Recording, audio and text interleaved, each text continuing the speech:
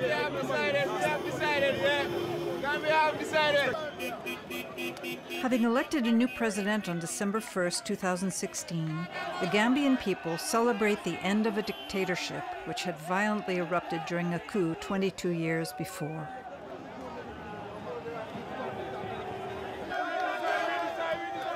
How do you get used to extrajudicial executions, to daily life full of terror and denunciation, while the prisons are filling up with prisoners of conscience? How do you forget the morning of August 22nd in 2012, when 9 citizens who were sentenced to death were executed in Mile 2 prison? The Assembly will hear an address by His Excellency Adama Barrow, President of the Republic of the Gambia. Gambia have made an irreversible choice to close a dark chapter in our history, and today our national agenda is one of reform and transformation.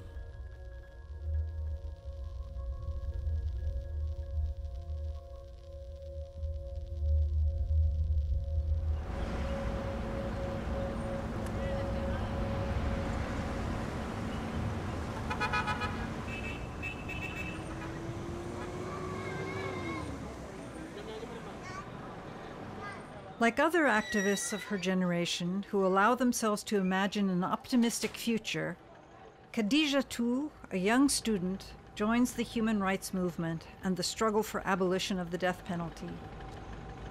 Her activism leads her to raise public awareness, to interact with other civil society activists, human rights lawyers, and even sometimes to meet with ministers. My name is Khadija Tujalo. I am an LLB graduate from the university, and I recently finished my bar program at the Gambia Law School, awaiting results hopefully in a few months. I am an activist, human rights activist in the Gambia. I work with organizations that are responsible for the promotions and fightings of human rights in the Gambia. And I am on my way as we speak to the seminar on the death penalty to be held at Brikama Campus, University of the Gambia, to look at the death penalty situation in the Gambia.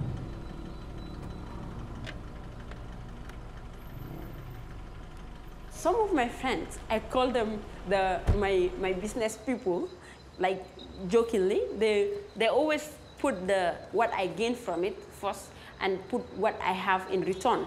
You're doing something and you're not paid. At the end of the day, I see it's not because of what I gain now, but it could be when everything is realized. At least I'll be proud of myself that I've contributed my quota in the national development of my beloved country. Do you think the government should abolish the death penalty? Or do you think it is the best way to deter crime in the Gambia? I think that death penalty should be for some certain crimes and not for all. Like which crime?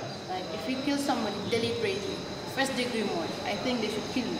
So that it will set an example for others. Okay. That they shouldn't be doing this because it's not the right action. Okay. When somebody kills, you can tell, you can convict the person for life imprisonment. That person cannot come again in society. But killing that individual before his own time of death, I think is unreasonable. Yeah. When there is any president who is a dictator, he might use the law to his or her advantage. Because if the dictator has the laws in the constitution, which is the supreme law of the land, that gives him the mandate to kill, then the dictator might use the law as an engine of fraud, and he will still have the backing of the law. So we are saying, it is my humble opinion, that the death penalty should be abolished. For example, if we say, if you commit a crime, you go for 200 years. Even if you die, you are still a prisoner.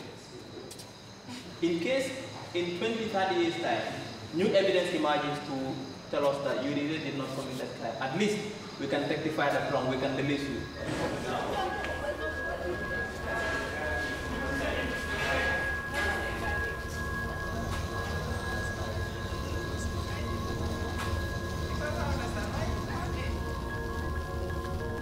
Last year, 2016, this time, you and I will not be here talking about the abolition of the death penalty. But because of the democratization that we went through during the 2016 election, we have the chance, we have the opportunity to push it. to talk about the abolition of the death penalty.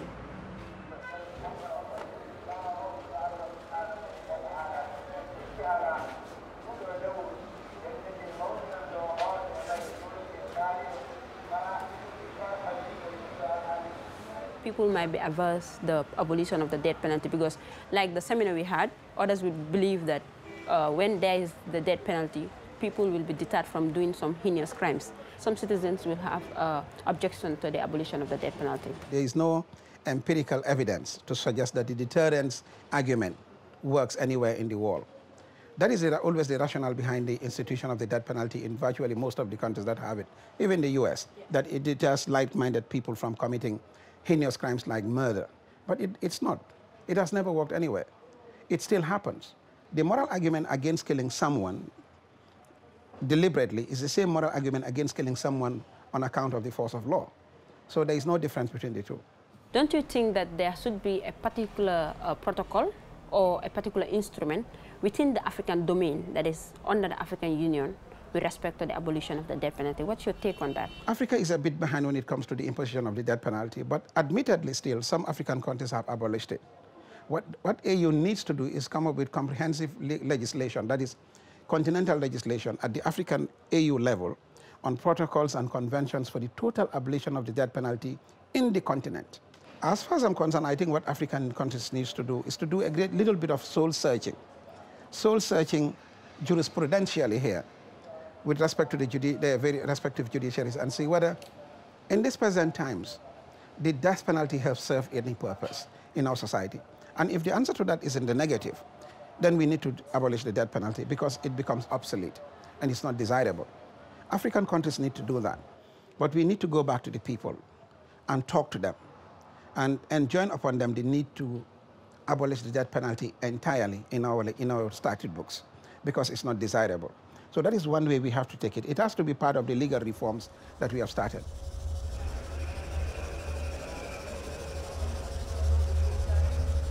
As an African, my message to my African brothers and sisters and my African continent as a whole will be, let us look at our laws again. Any law that is not in the interest of justice should be completely abolished and thrown away. Let Africa look at other countries, examples of other countries and how they have developed over the years.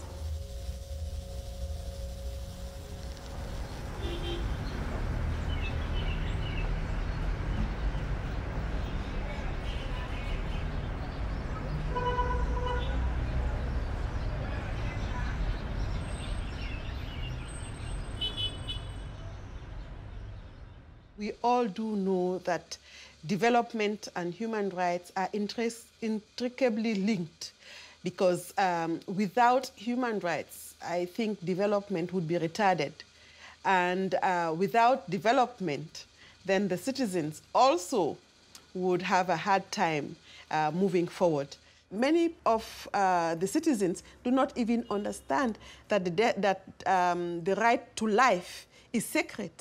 The right not to be tortured is also sacred, you know. So these are issues that should engage civil society in the run-up to the adoption of the African Protocol on the death penalty. Fortunately, in Gambia, we are a very God-fearing nation. We have more Muslims than Christians, but both religions believe that you do not have the right to take the life of another person.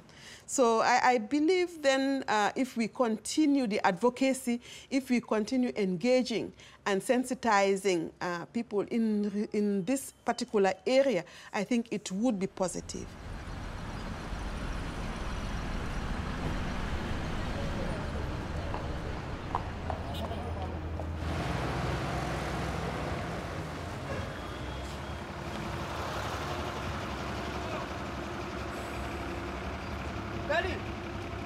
Daddy! Hello. Good afternoon, ma'am. Fine, thank you, ma'am. My name is Khadija Tijala. Hello, it's a pleasure. My name is Hannah Foster. I think I met you in 2012. That was when during the African Commission for Human and People's Rights in Sheraton. I was part of the bailiff for the contestants of the African Mood. Oh, you were there? Yes, I was in my second year at the university. Okay, all right. Yes. You young people, you grow up so fast. Huh?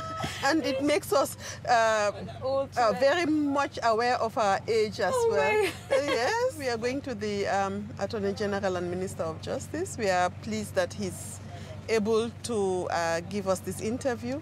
But let's go before we lose the chance, because it's almost 2.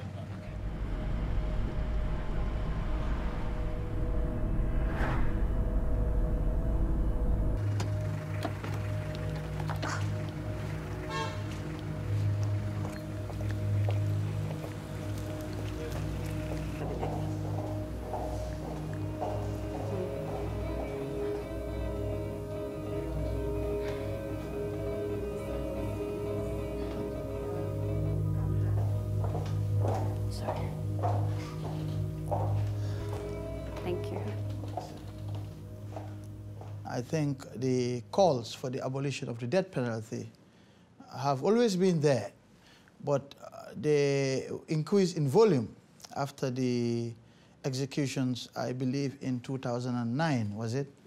And it was an unfortunate event. It was deeply regrettable, and there was no need for such further loss of life in this country. We've had too many unnecessary losses of life. What is the level and the preparedness of the government with respect of the abolition of the death penalty? It is obviously a very sensitive issue, the death penalty, and that is why the world is divided upon it. Some of the most advanced democracies still apply the death penalty, and we're not saying that applying the death penalty is the ultimate mark of a democratic society. It's not. It's a choice, and it depends on how countries perceive it.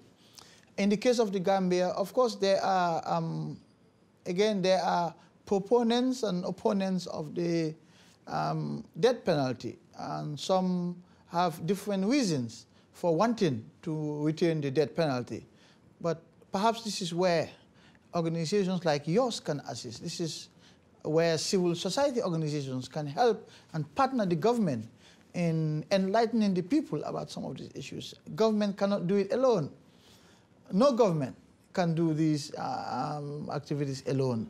Do you think that the African Commission or the African Union should work towards providing an instrument that is similar to the optional protocol for the abolition of death penalty in Africa, particularly? That is a subject of debate, certainly. The African Commission has had the opportunity to pronounce on the death penalty. I think decisions of the African Commission not should but must be respected by member states.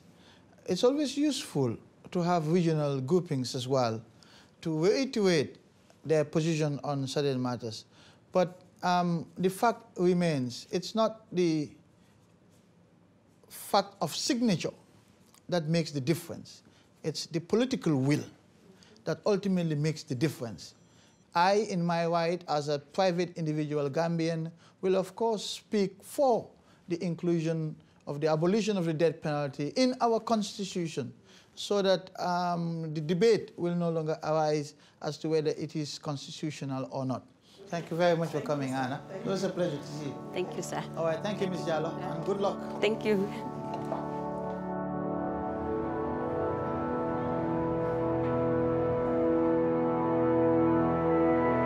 I believe with the saying that Rome was not built in a day.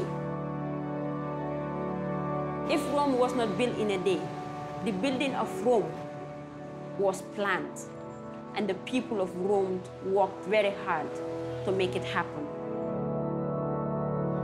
So if we Africans work together, generations after us will be so proud. And I believe African continent have all the capacity to handle anything with respect of development and protection of humans and people's rights in Africa.